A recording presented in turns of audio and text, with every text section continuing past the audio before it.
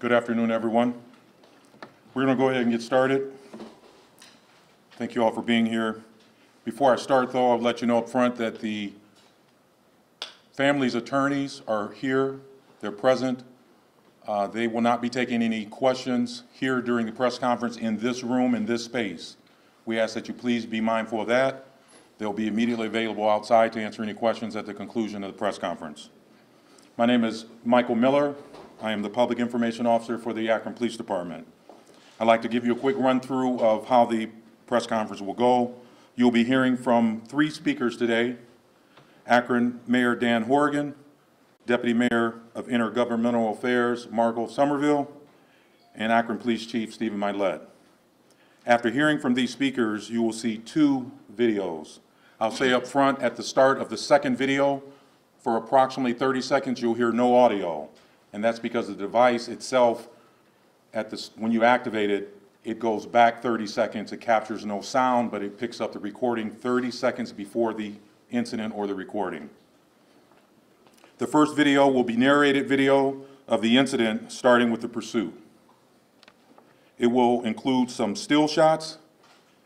It will pause at points, and it will include some text, and we'll zoom in for clarity. The second video will be of an officer body cam footage, which will begin at the start of the pursuit, and it will end with the shooting. The video will be played from start to finish without pause, and will show the incident in real time. At the end of our press conference today, we will provide an opportunity for questions. Each outlet represented here today will have an opportunity to ask a question.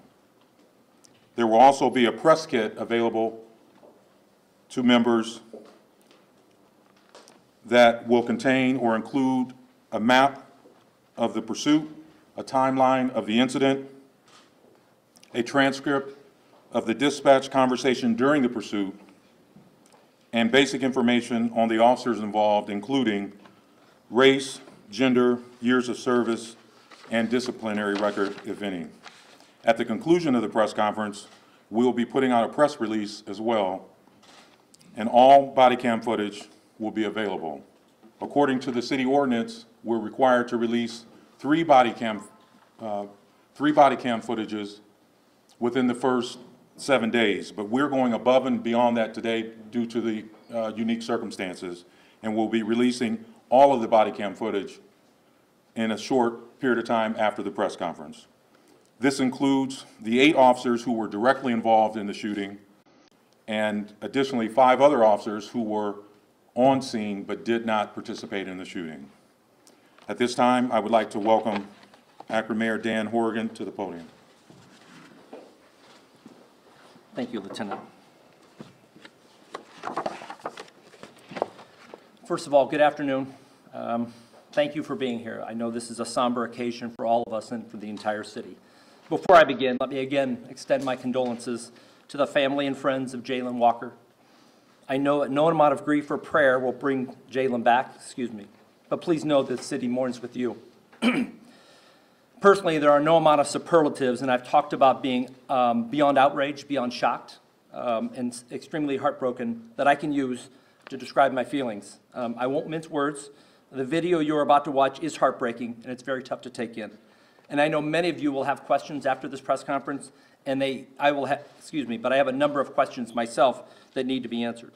But what I'd like to stress to the community, please, is that the investigation, which is being conducted independently by an entity requested by Chief Milet, which is the Bureau of Criminal Investigation, and the Attorney General's office, will take some time to work through. Our media information packet includes a rough timeline of how the investigation process will proceed, in addition to a timeline of events of this past Monday. And I am urging all of our residents, please reserve your full judgment until the investigation is complete. And listen, you'll have to do one of the most difficult things that I can ever ask somebody to do, and that is to please be patient and let the Attorney General do their work. Let me also emphasize the steps we've taken over a number of years to increase the transparency and the accountability with the Akron community, knowing that trust cannot exist without our commitment to openness.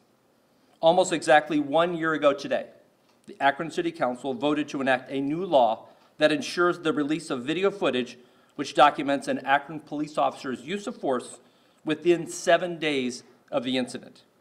This ordinance was first recommended by the city's Charter Review Commission and was overwhelmingly approved by the residents of Akron. And it is clear what our community wants is to be able to review the information for themselves, and it is our commitment to be open and as transparent as we can be, given the fact that there is an independent investigation which we cannot put into jeopardy. Additionally, utilizing an independent entity to conduct the initial investigation into the incident will be a further step in increasing the trust and accountability with our citizens.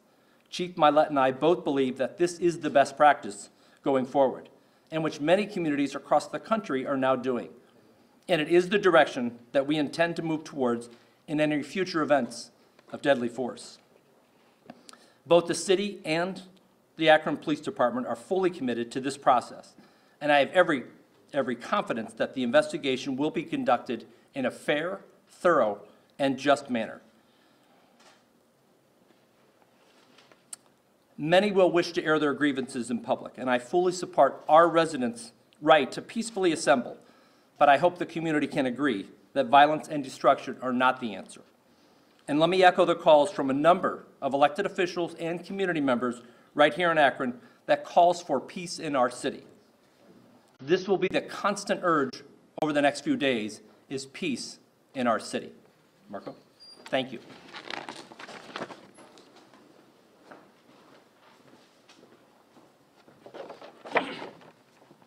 Good afternoon, and first and foremost, I would like to give my condolences to the loved ones of Jayland Walker. I know this young man was well loved and respected, and the weight of his loss is being felt across our city.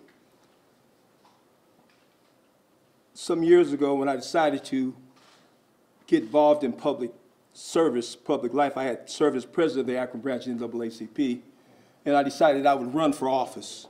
One of my concerns was the Akron Police Department, some issues that they've had. One of the problems was like taking complaints and how they were handled. So as my time from leaving the NAACP presidency and then moving to the city of Akron, eventually becoming the council president, and now I'm senior advisor to the mayor, I have worked on a number of issues to try to strengthen the relationship between the police and the community. One was, first of all, hiring an outside independent police auditor, which we have in place, Mr. Phil Young. The auditor is supposed to look at trends in the police department. He looks at where we need to do training. He looks at if arrests were not handled the right way. We handle those all internally. And that has been a great start for us in this community. The other thing that has helped us also in this community, we do have body cameras from the officers. And the fact that we have that, that's why we're here today. We'll be able to look at the footage. The main thing we also should always look at, too, is the fact that we have this new ordinance that it had to be released in 7 days.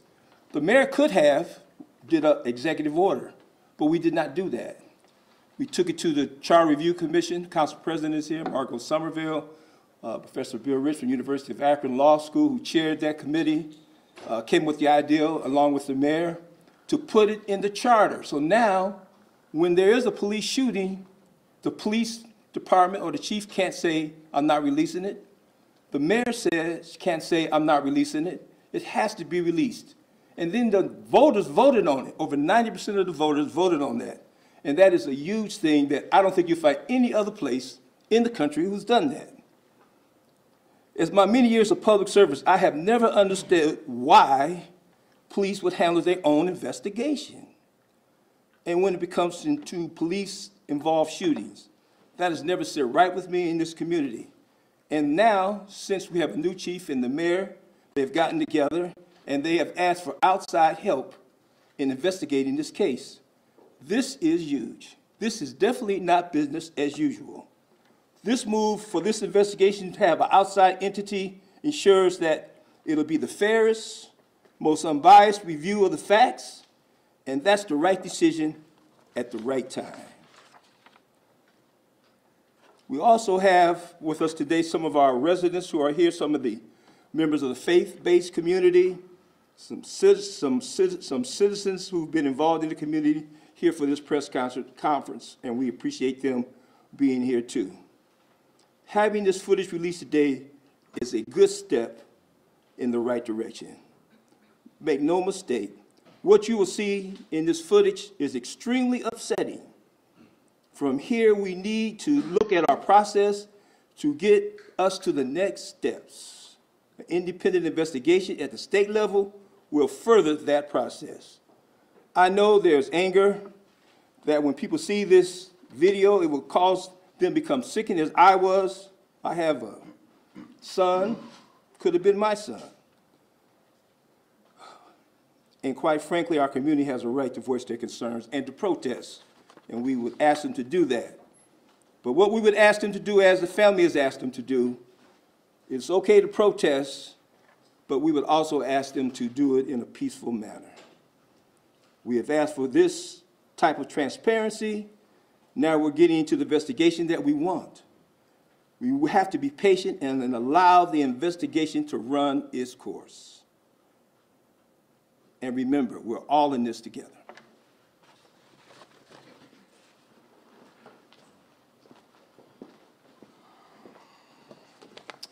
Good afternoon, everybody. I want to first echo the sentiments that were expressed by Mayor Horgan and Deputy Mayor Somerville. I also want to express my deepest sympathies to Jayland's family. I cannot imagine the sense of loss, the pain that they're going through right now. As Marco mentioned, you know, in his personal life, my youngest is 25 years of age as well. And I cannot imagine what life would be like without my son. So again, Mrs. Walker, Jada, I'm very sorry for your loss. But I want to personally thank you. I want to personally thank you for the way in which you have been dealing with this situation. You have asked for peace in an environment that is ripe for aggression and violence. You have asked for trust and let this process move forward.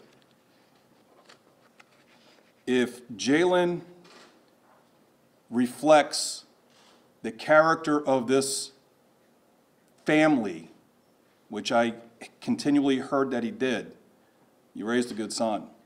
And again, my deepest condolences and sympathies. On Monday morning, officers of the Akron Police Department were involved in an officer-involved shooting. In a few moments, you will be seeing two videos that will address what led up to the shooting. When I was sworn in as Chief of Police 10 months ago, I began moving the police department in a direction to have outside independent investigations when officers are involved in a shooting. So on Monday morning, I formally requested the Ohio Bureau of Criminal Investigations to investigate this shooting. Some of the benefits of having an independent investigation include increased perceptions of credibility of the findings, increased transparency. The public tends to trust the results and fairness of the investigation, and quite frankly, this has become best practice in my profession. Joining us today is Mr. Joe Morbitzer, who is the Superintendent of the Ohio Bureau of Criminal Investigations. Mr. Morbitzer, I want to thank you for being here today, and I also want to thank you for your willingness to take this investigation on. At the conclusion of viewing the two videos, I will share a few comments and open up the press conference for questions. Please keep in mind that as you ask your questions, Mayor Horgan and I may not be able to answer your question. First and foremost, we may not have the information. Secondly, we don't want to do anything that directly impacts the credibility and independency of this investigation. So we are going to both be mindful of how we respond. Since I just arrived here in Ohio 10 months ago, There may be questions that you ask that I will defer to our city's chief prosecutor, Mr. Craig Morgan, or Deputy Chief Police Chief Brian Harding. At this time, we're going to play the first video, which Lieutenant Miller described to you. We hope this video will provide further context and details to the incident. Lieutenant Miller.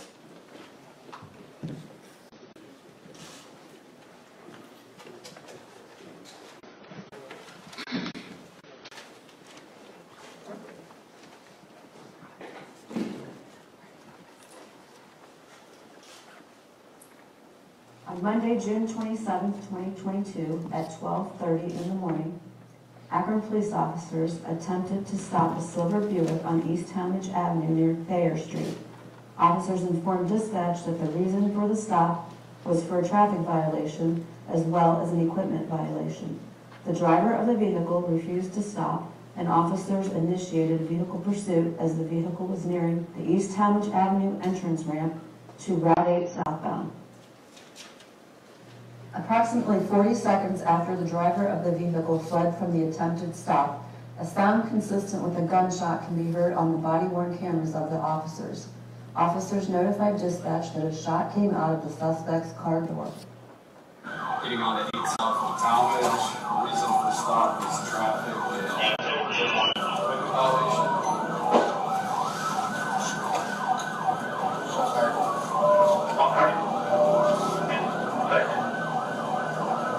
21 shots fired. That vehicle just had a shot come out of its door. At the time of the sound, a flash of light can be seen along the driver's side of the suspect vehicle.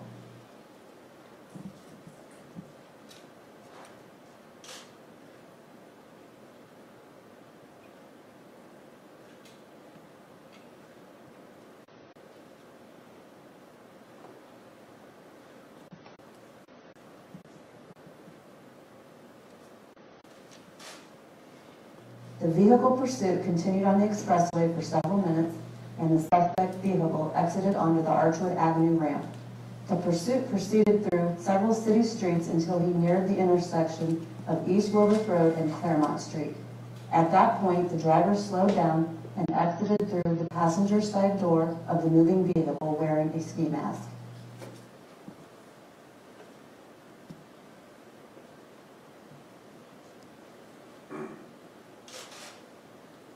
The suspect fled from the vehicle on foot, turning and facing officers momentarily. He continued to run, evading arrest. Officers attempted to safely take the suspect into custody by deploying their tasers.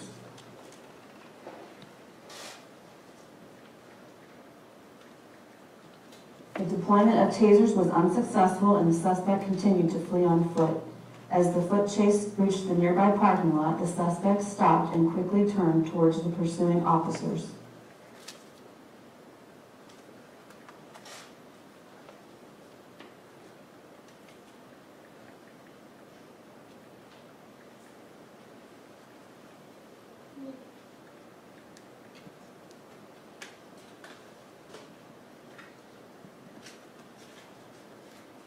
Officers reacted by discharging their firearms, striking the suspect.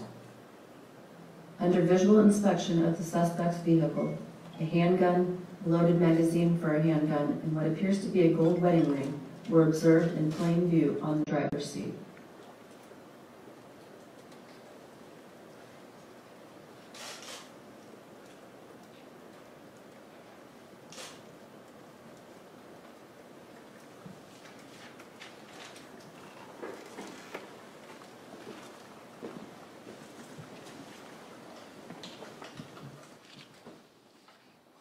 We will now show you the body-worn camera footage from the officer who was first involved in the pursuit.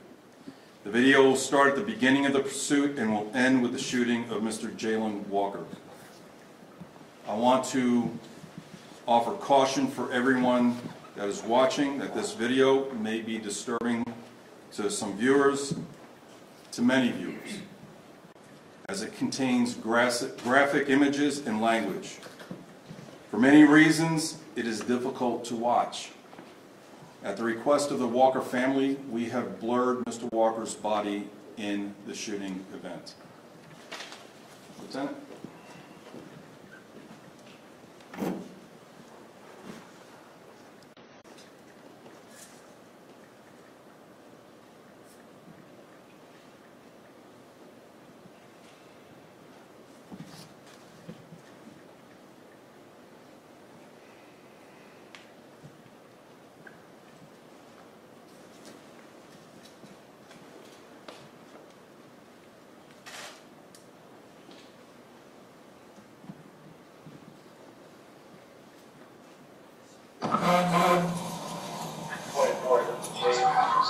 24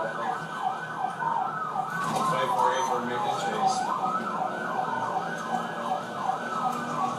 Right forward, east on Talmadge, approaching right south, signaling go 8 south. Speeds are 30. Getting on to 8 south of Talmadge. Reason for stop was traffic with violation.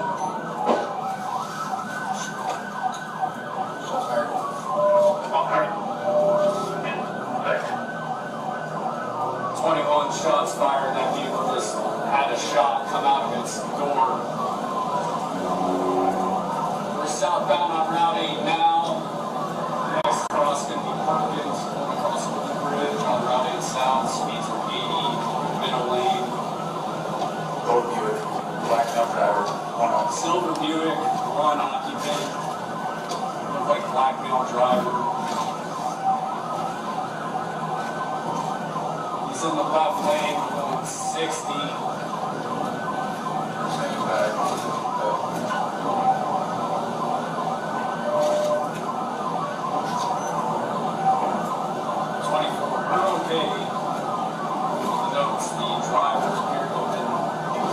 Grabbing something and a shot came out through his door.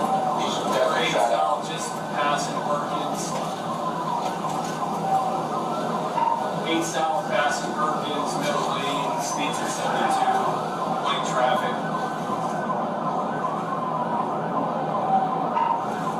8 south, passing exit 1A, speed 77, no traffic at this point. Go 1 on secondary.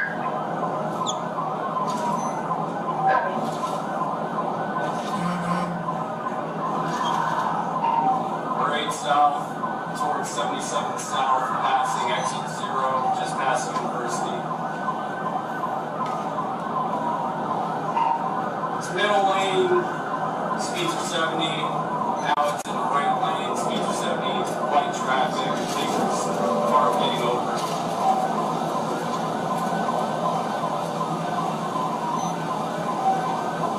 Continuing 8 south, speeds are 78, white traffic. Vehicles about 100 yards in front of us. Continuing 77 south, just past the interchange. Power 4, customer join, I have 3 units, Charlie.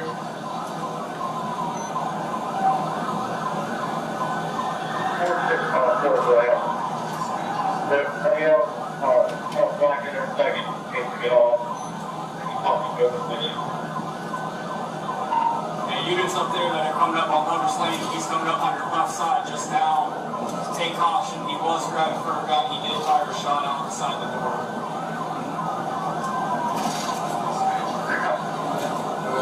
Alright, 24, we got 2 units in front of us.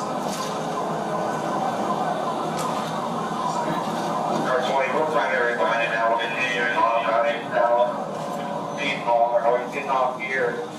We're getting off at the Archman exit. Speed of 65 miles per hour. First, the red light is Archwood. You can be going through the red light, continuing southbound, approaching North Firestone.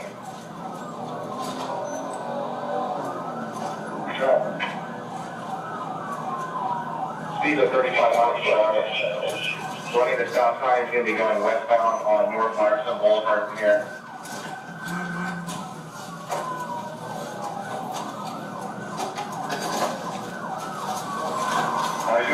On Neptune, speed are 30 miles per hour. There's no traffic on this road. Right in the south side of Reed, you can be going westbound on Reed from here. There, watch out for each other. Southbound on Oakwood, speeds are 15 miles per hour, approaching Cypress.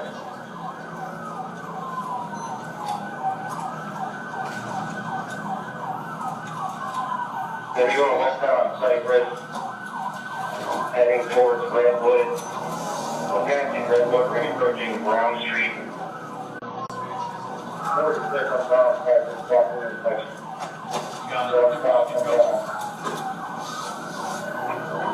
South on Brown, we're returning westbound on Wilkes. approximately 25 miles per hour.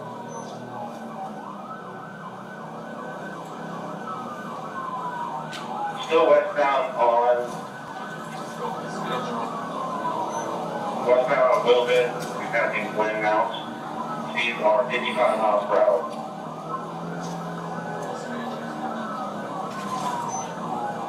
602 on westbound Wilbit, Firestone. Can I get in?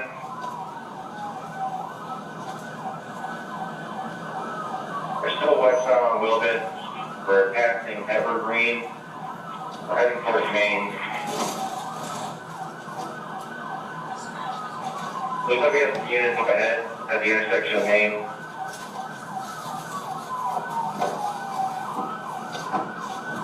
He's slowing down here, slowing down. Slowing down.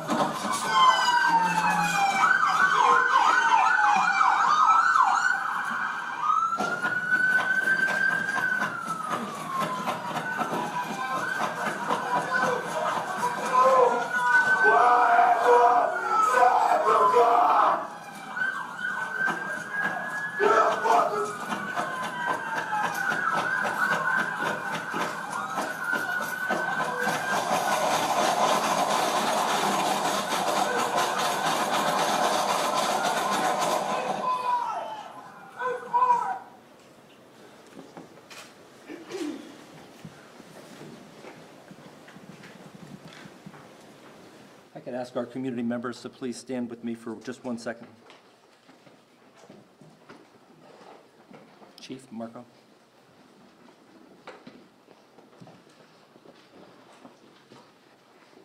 There's no doubt that the video you just watched is extremely disturbing and will stir a lot of emotions and feeling. It's shocking and hard to take in.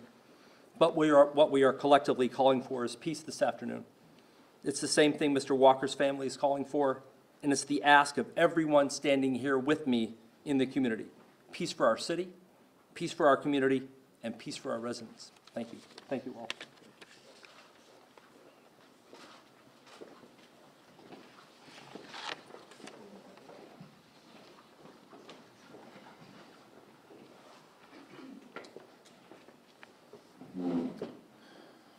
I understand the public's demand for information now.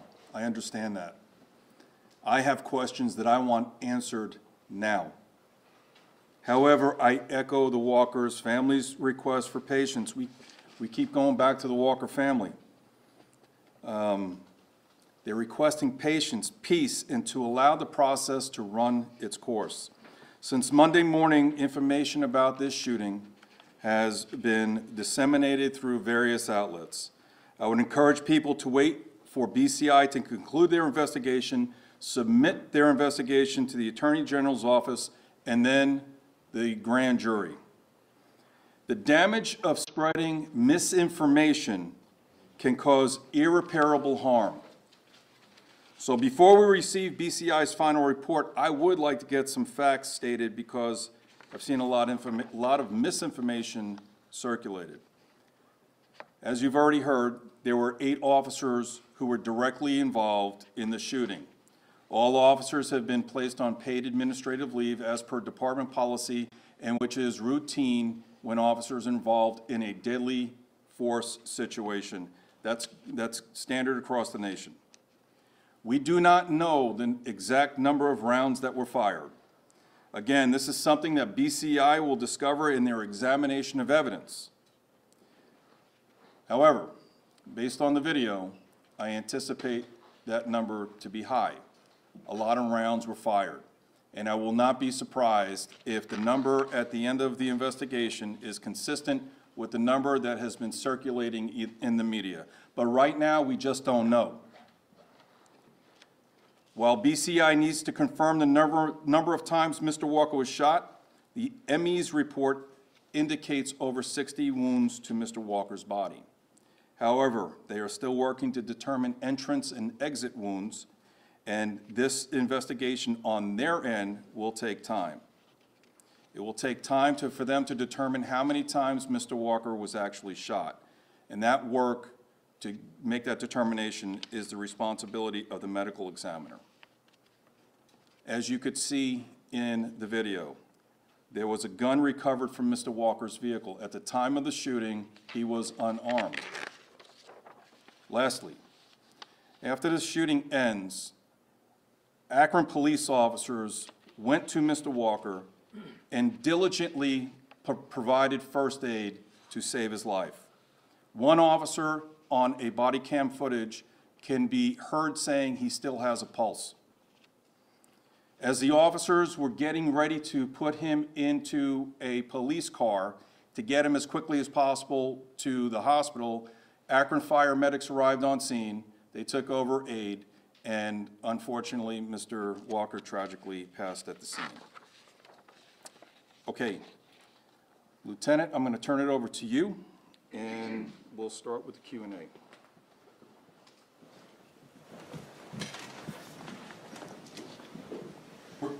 We're going to start by allowing each media outlet present to ask at least one question.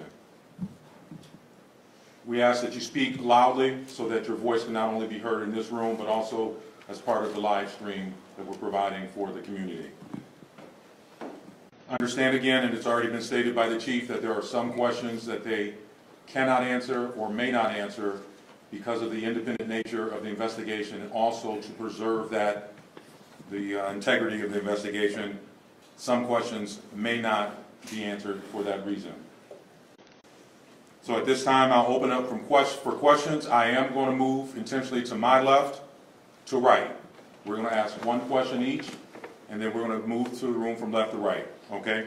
We'll open it up at this time. Anybody? Sir? Thank you, Lieutenant. A question for the police chief. At this point in time, Polo Sandoval with CNN, based on what you've seen, Chief, and understanding the investigation is less than a week old, and after seeing this very upsetting video, what is it to you, or for you, what's the most concerning thing in the footage that you've seen so far? It's the same thing that's most concerning to everybody else that just watched it. I'm going to say this. When an officer makes the most critical decision in his or her life as a police officer, doesn't matter where in the country this happens, when they make that most critical decision to point their firearm at another human being and pull the trigger, they've got to be ready to explain why they did what they did. They need to be able to articulate what specific threats they were facing, and that goes for every round that goes down the barrel of their gun. And they need to be held to account. Right now, as you pointed out, we're in the early stages of the investigation. The officers have not been able to provide a statement yet. I am reserving any sort of judgment until we hear from them. Just last night I spoke with the union president, and he told me that the officers are fully cooperating with the investigation. Chief, I have a question. Hang on. Go ahead.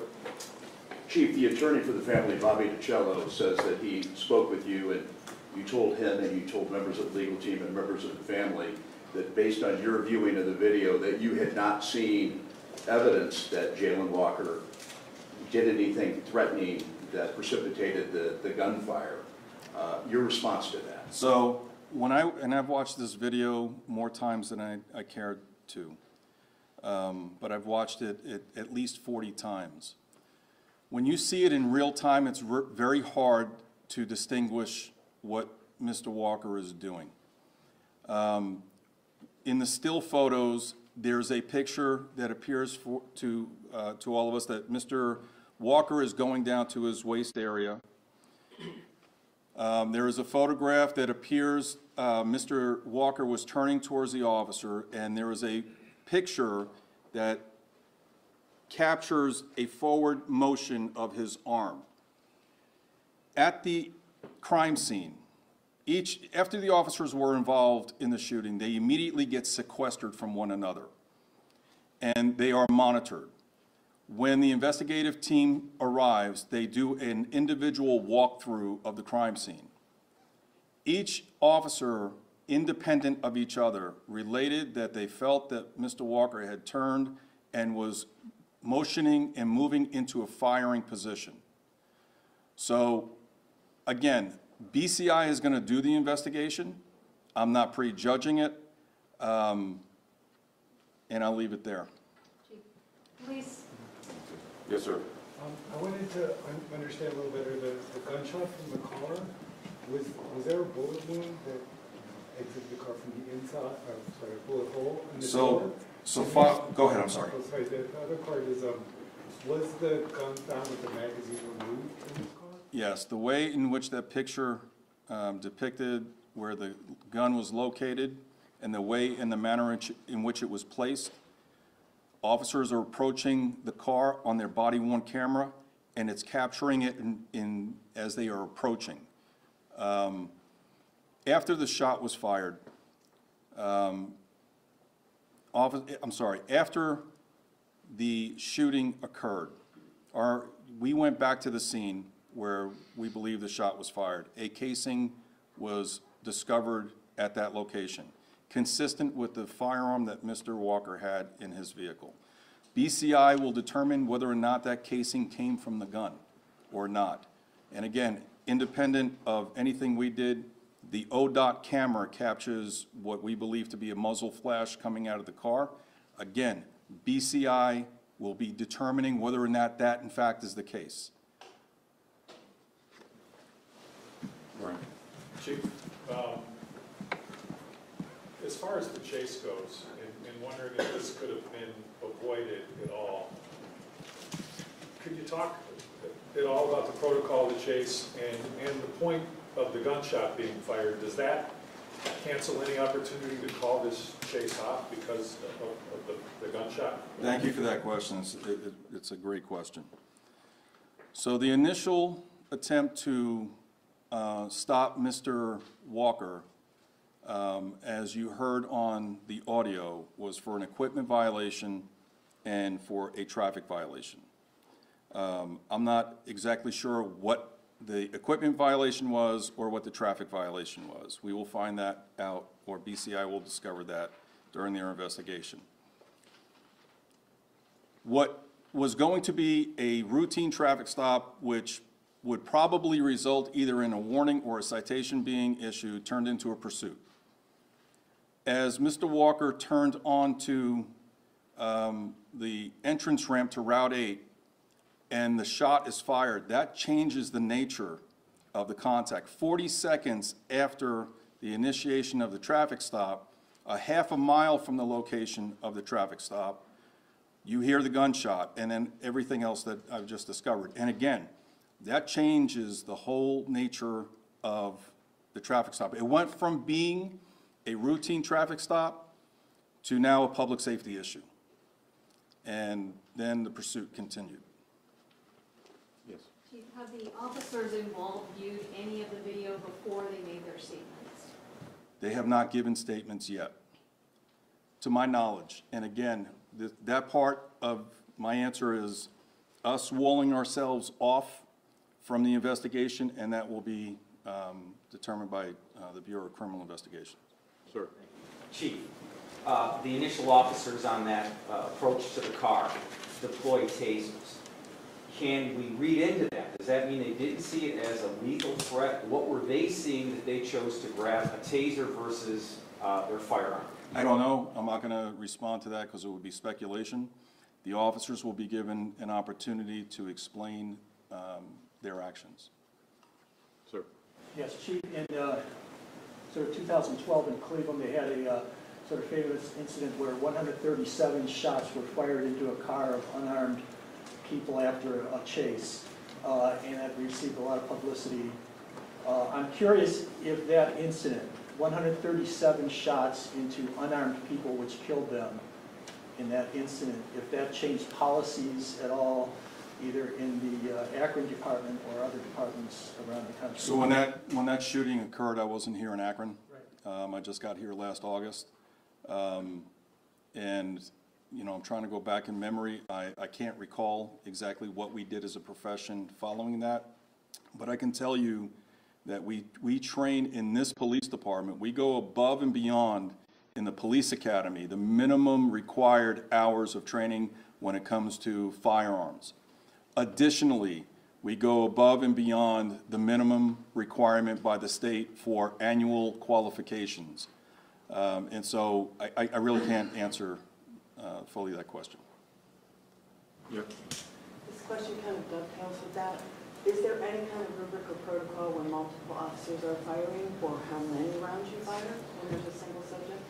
So officers are trained to, when they perceive a threat to themselves or to somebody else, that they are authorized to use their firearm to stop the threat. And they are authorized to use their firearm until that threat no longer exists or it stops. And that is the standard. Young man in the back. Chief, you mentioned several body cam videos, but is there also dash cam footage, and does any video cover the moment of actually attempting to pull them over? So we don't have dash cameras in our fleet. No, sir. And what was your second question? Does any video record the actual moment where they attempted to pull them over for the alleged traffic infraction? So again, everything that you saw right now is from body camera footage. We don't have dash cameras in it, and I'm not going to step into that part of the investigation. I will look to BCI to collect all that evidence. Sir. Chief, you said you had... Hang on 1 second. Go ahead, sir. Chief, have you ever had a case before where someone left their wedding ring behind? I'm not asking you to speculate on this case, but have you ever had that happen before? And if so, why? And second, just your gut feeling when you saw this video, if it was as many as 90 shots as has been reported, and I know you didn't confirm that, does that strike you as excessive? I will say this, that it was difficult to watch and shocking, just like it is for everybody. I'm not passing judgment on the decisions my officers made. They will be given the opportunity to explain why they did what they did, as they should. In terms of your first question, I'm not going to speculate. Yes, I have seen that in my 33 years as a police officer, but I'm not going to go any further than that. Chief, you said that you had questions yourself. What are they? What are your questions? So I will reserve those for our administrative investigation. I'm not going to reveal those right now. Why? Why not? Because it would be improper. There's two separate processes that need to be respected. One is the independent external criminal investigation. The other one is the internal investigation.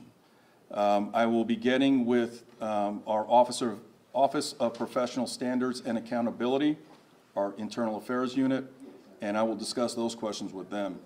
Young lady. Chief, what is the department's now plan of action with response from the public, given that this is now released? So number one, first and foremost, again, I praise and I thank the Walker family for calling for peace. We obviously, a focal message here today is just that. We have developed an operations plan to manage and to provide safe space in this city for people to peacefully protest. And in case that it turns to a situation where it's no longer peaceful, we have an operations plan in place for that as well. And I'm not going to discuss any of the details with that. Anyone else on this side that I haven't already called on? Do you have a question before we shift the other direction? All right, go ahead, Doug. The video ends at the deadly shooting to the garage of Bulls. Can you describe or explain the decision not to show anything afterward? What is protocol for securing somebody after that shooting, and what was done? Was he handcuffed? Go into a little more detail about the care that was given afterwards. So the video footage will demonstrate a sergeant asking who fired. Officers who fired raised their hand, and they were immediately sequestered. Other body camera footage will show officers immediately going to Mr. Walker's aid to provide life-saving aid. And then it's just managing the crime scene. At the conclusion of this press conference, we will be sending out, in compliance with our ordinance, all video footage that is mandated by the ordinance. That includes footage after the shooting. I'm not sure how far after it would be, but all of that is going to be open records, and so Whatever the ordinance provides. One last question. We actually have time for just one last question. Go ahead. Chief, can you explain why the officers have not yet made a statement? It's been almost a week, and will they be viewing this video? So I can, again, we are walled off from the criminal investigation that is between BCI and the officers. The officers don't have to give a statement, okay? Every American is entitled to due process, and, you know, they don't, just like everybody else, they do not have to give a statement. My understanding from the union president is they are going to fully cooperate with this investigation. Okay, that concludes the press conference. At this time, there will be no additional questions, individual interviews. Hang on real quick. You guys are welcome. There'll be no individual interviews conducted in this space, in this room. The family and their attorneys are present, as we indicated. They'll be available outside.